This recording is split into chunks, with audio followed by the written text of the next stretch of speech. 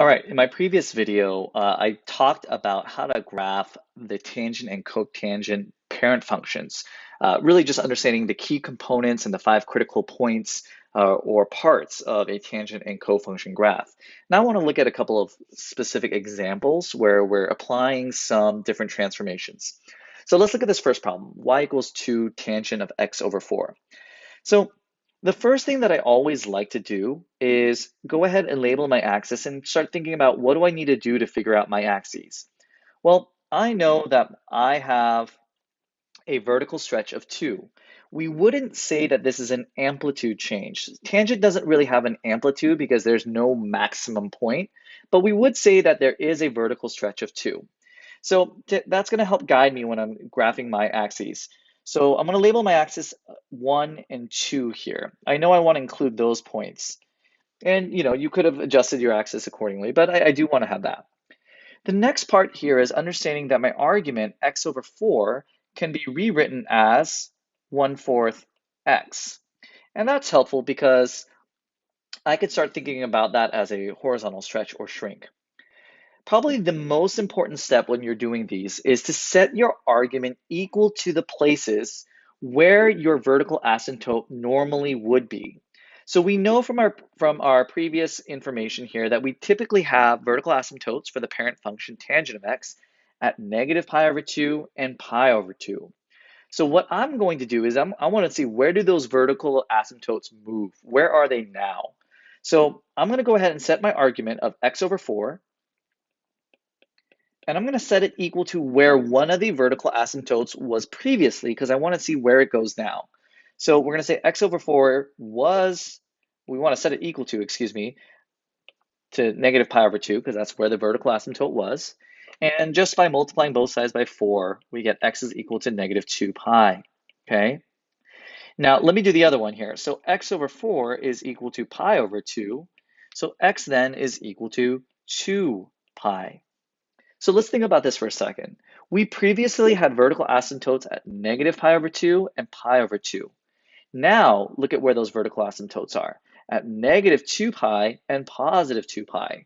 So you can imagine what we've done is we've widened out the area or the distance between these vertical asymptotes. We've stretched them out, right? That's why we have a horizontal stretch here, okay? And so that has some implications for us in terms of where our asymptotes are, the length of our period.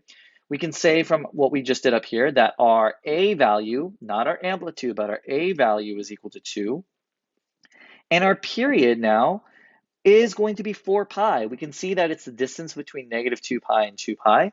You could also just say, all right, my normal period is pi, but if I divide it by my B value here, which is 1/4, I get 4 pi. So it doesn't really matter how you look at it, whether or not you look at it as a distance between negative 2 pi or 2 pi, they're all the same thing. So now we're ready to label our axes. I know I'm going to have my first vertical asymptote at negative 2 pi. And I know that my period divided by 4, so period divided by 4 is going to be pi, or excuse me, 4 pi in this case divided by 4, which is just pi. So I want to make sure that all of my critical points are pi radians apart. So that's going to help me, label my x-axis as such. So what I've done so far is I've labeled all my key points for one full period of pi, okay? And you know what? I know I'm going to have to graph a second cycle in just a second, so I might as well just keep going with this. So 3 pi, 4 pi, 5 pi, and 6 pi, okay? Let's go ahead and start by graphing our vertical asymptotes. And let me make that a little bit larger, okay? So I have my first vertical asymptote at negative 2 pi. And then my second vertical asymptote has now stretched out to positive 2 pi.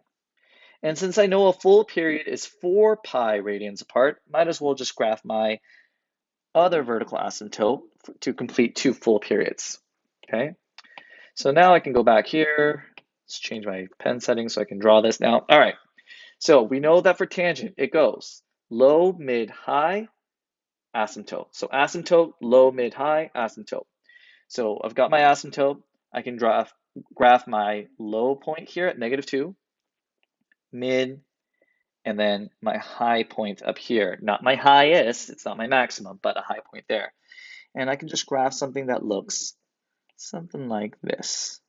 It's not a terrific graph, but it'll work.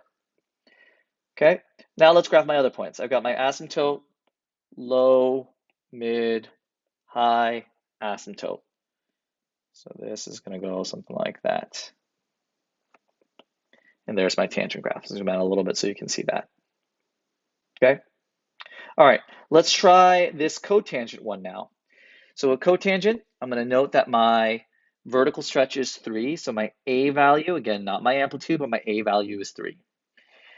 This is written in a way that it might confuse you a little bit, but it might help to just also think of this as pi over 4 times x, if that helps at all.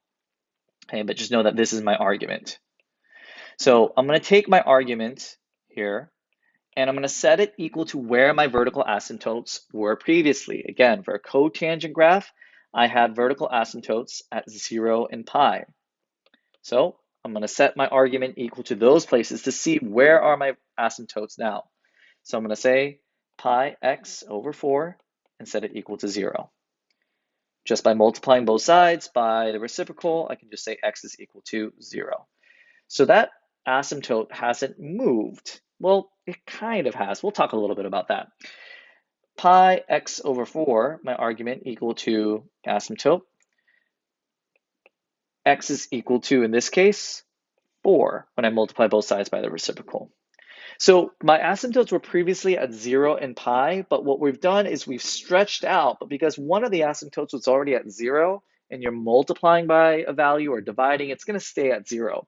So you're going to get that stretch motion by actually moving the other asymptote. What is the distance between these 2 points? You can say it's just equal to 4, just looking at the distance between 0 and 4. Again, if you want to go pi over 4, you would get the same thing. All right, so now we're ready to label. I know that I need to have enough space on my y-axis to include my A value of 3, so I'm going to go 3, 0, negative 3 here. I need to make sure that I have my vertical asymptotes at 0, 4, and then the next one would be at 8. So I'm going to go ahead and graph those. Make sure I have get that done first. So let's 0, and I'm just going to plot these first. I know I haven't graphed the x-axis or labeled the x-axis yet, but I know where these are going to be. So just do this first. And, okay, oops. All right, so my first asymptote's at 0, second asymptote's at 4, and then the one to graph another period would be 8. So just fill in the values in between. So this would be a 2, 1, 3, 5, 6, 7, and 8. So what's really nice about this one is that our period doesn't have to be written in terms of pi at all. And that's probably one of the areas where students get the most confused. They think that they have to have pi in there somehow, and they're trying to put these points in between pi, and I'm like, you know what? Your period is just 4, so why not just write everything in terms of that integer 1, right? Don't make your life more complicated. So for cotangent, we know it goes asymptote, high, mid, low. So asymptote, high, mid, low. And there's one full period.